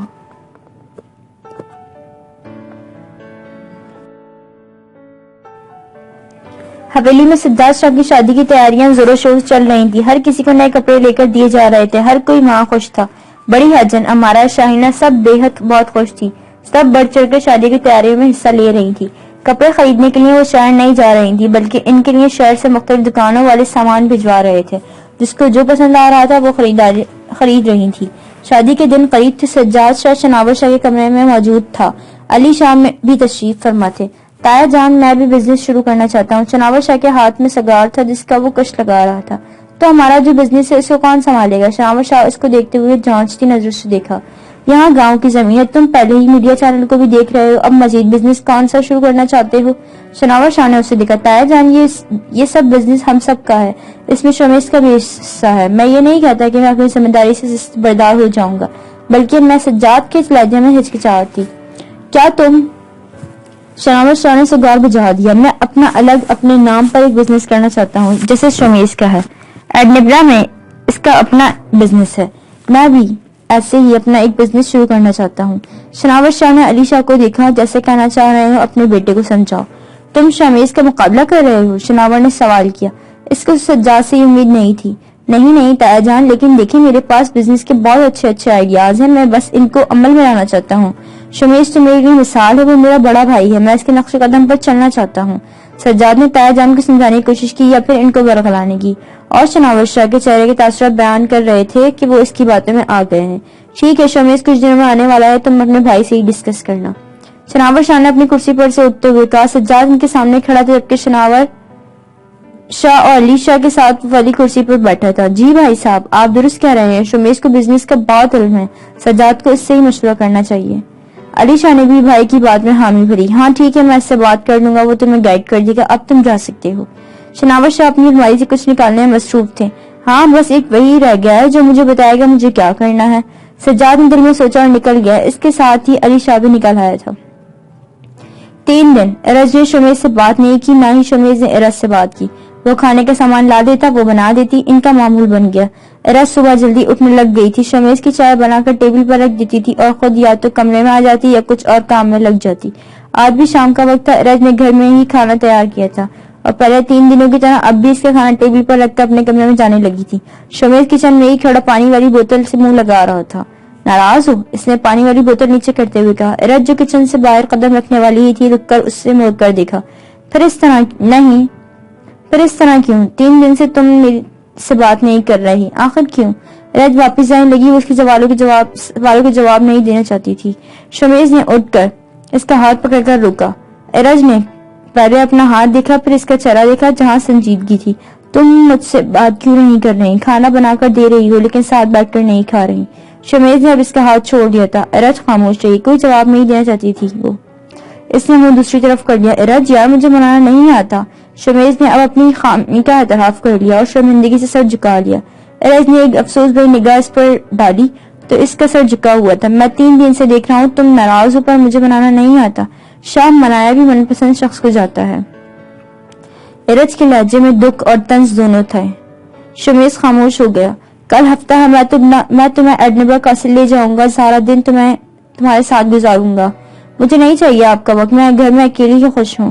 ارج نے اکھڑے ہوئے انداز میں کہا. یار اچھا سوری معاف کر دو. شمیز نے اس سے معافی مانگی. ارج کا چہرہ ابھی بھی دوسری طرف تھا اور وہ شیشے کے دروازے سے باہر باغیچے کو دیکھ رہی تھی. اچھا ٹھیک ہے، کل میں تمہیں اٹھا کر لے جاؤں گا. کھانا بھی مجھے نہیں کھانا اگر تم نے نہ کھایا تو. شمیز چپ کر کے چلا گیا جبکہ رجو اسے منہ پھاڑے دیکھ رہی تھی. اٹھا کر لے جائے گا؟ گنڈا ہے کیا؟ گنڈے سے کم بھی نہیں ہے. ارج نے سر جھٹکا اور اوپر کمرے میں آ گئی. وہ تو اس کے آنے سے پہلے کھانا کھا چکی تھی اور اب اس کا انتظار کرنے والی حماقت نہیں کر سکتی تھی. اس لیے 3 دن سے وہ پہلے ہی کھانا کھانے لگ گئی تھی. گھر کی صفائی کر لینا یا کپڑے دھو لینا یہی اس کی مصروفیات تھی. شائنہ صبح لاؤن میں چہل قدمی کر رہی تھی جب اس کے پاس سجاد گزرا. سجاد کبھی اس کے ساتھ کھل کر بات نہیں کرتا تھا. شمیز اور سجاد میں اسے زمین آسمان کا فرق نظر آتا تھا. سجاد اسے دیکھے بغیر ہی باہر نکل گیا تھا. اے اللہ، ایک ہی گھر کے 2 مختلف بچے ہیں. مجھے ڈر لگتا ہے آئندہ آنے والے دنوں کے بارے میں سوچ کر. شائنہ نے اوپر آسمان کی طرف دیکھا جہاں چڑیاں ایک غول میں اڑ کر صبح اپنا دانا پانی اکٹھا کرنے جا رہی تھی. شائنہ ان کو دیکھ کر بے سختہ مسکرائی. ارے پھپھو آپ یہاں؟ مجھے لگا اسکول جا چکی ہوں گی. رباب کی آواز پر شائنہ نے اسے چونک کر دیکھا. مسکراہٹ اس کی طرف اچھالی. ہاں ابھی وقت نماز پڑھنے کے بعد یہاں آ گئی تھی. شائنہ نے صبح کی خوبصورت مسکراہٹ کے ساتھ اسے جواب دیا. رباب کا چہرہ تر و تازہ تھا. تم بہت خوش نظر آ رہی ہو. خیریت؟ شائنہ نے رباب سے سوال کیا. ہاں جی بس میں نماز پڑھ کر آئی اور قرآن پاک پڑھا. دل کو بہت سکون ملا پھپھو. قرآن تو ہے ہی ایسی کتاب جسے پڑھ کر دل کو سکون حاصل ہو. یقیناً تمہیں تمہارے مسئلوں کا حل ملا ہوگا. نہیں پھپھو، میں نے آج جو آیت پڑھی تو مجھے محسوس ہوا مسئلہ تو کوئی ہوتا ہی نہیں ہے، ہم ہی بس گھبرا جاتے ہیں. اللہ تو قرآن میں جگہ جگہ فرما رہا ہے میں تمہارے ساتھ ہوں. بالکل، وہ تو اس وقت بھی ساتھ ہے اور دیکھ رہا ہے. شائنہ نے اسے کندھوں پر ہاتھ رکھتے ہوئے کہا. وہ دونوں اب ساتھ ساتھ چل رہی تھی. پھپھو آپ جانتی ہیں آج میں نماز کے بعد اچانک ہی میرا دل کیا قرآن کھولنے کا اور میں نے قرآن پاک کو پڑھا. ایک آیت کو کتنی بار پڑھا؟ شائنہ کا سوال اس کو عجیب لگا. مطلب ایک آیت کو کتنی بار پڑھا اور سمجھا؟ پھپھو ایک ہی بار. اور کتنی بار پڑھتی؟ رباب کو لگا پھپھو مذاق کریں. دنیا میں بے شمار کتابیں ہیں اور ہر کتابیں کئی فائدے ہیں لیکن قرآن مجید کائنات کی سب سے بہترین کتاب ہے. قرآن پاک تمام کتابوں پر اسی طرح فضیلت رکھتا ہے جس طرح اللہ تعالیٰ کی فضیلت تمام مخلوقات پر ہے. قرآن حکیم پڑھنا بھی بہت ضروری ہے لیکن اس سے بھی زیادہ ضروری ہے اسے سمجھنا اور اس پر عمل کرنا. پھپھو میں نے سمجھا اسی لیے تو خوش ہوں. رباب نے اپنی بات کہی. شائنہ ہنسی. تم نے میڈیکل پڑھانا؟ شائنہ نے سوال کیا. جی پھپھو، آپ تو جانتی ہی ہیں. تم بایو کی کلاس میں سب ایک ہی بار میں سمجھ جاتی تھی یا اپنی ٹیچر سے بار بار پوچھتی تھی؟ پھپھو آپ کو نہیں پتا بایو کتنی مشکل تھی. بار بار پوچھنا پڑتا تھا. ایک ہی سوال کو بار بار پوچھا میں نے اور ہر بار ایک نئی طریقے سے سمجھ میں آئی مجھے. شائنہ مسکرائی. رباب اب اسے اپنی داستان سنا رہی تھی. ہم ہر جملہ بڑی توجہ کے ساتھ پڑھتے ہیں اور اگر کسی بات کی سمجھ نہ آئے تو دوبارہ پڑھتے ہیں تاکہ جان سکیں کہ مصنف کیا کہنا چاہ رہا ہے. دوبارہ پڑھنے پر بھی تسلی نہ ہو تو ٹیچر یا عالم سے رابطہ کرتے ہیں تاکہ بات مکمل طور پر دل و دماغ میں اتر جائے. لیکن جب قرآن کریم پڑھنے کی باری آتی ہے جلدی صحیح یا غلط پڑھ کر جان چھڑوا لیتے ہیں. کبھی اس بات پر غور کیا کہ اللہ تعالیٰ ہم سے کیا کہنا چاہ رہے ہیں؟ لیکن پھپھو قرآن پاک تو ترجمہ پڑھنے تو سمجھ آ جاتا ہے لیکن بایو یا باقی کتابیں ایسی نہیں ہوتی نا. رباب کو اختلاف تھا شائنہ کی بات سے. کس نے کہا میری بچی تم قرآن کی آیت پڑھ کر آئی ہو اس کو دوبارہ جا کر پڑھو. تمہیں ایک نئے سے سمجھ آئے گی جس طرح تم بایو کی بات کر رہی ہو. وہ دونوں اب بارہدری کے نیچے سیمنٹ کی بنی بینچ پر بیٹھ گئی تھی. پھپھو میں نے بہت غور سے قرآن پڑھا اور پھر قرآن پڑھ کر دل کو سکون بھی ملا.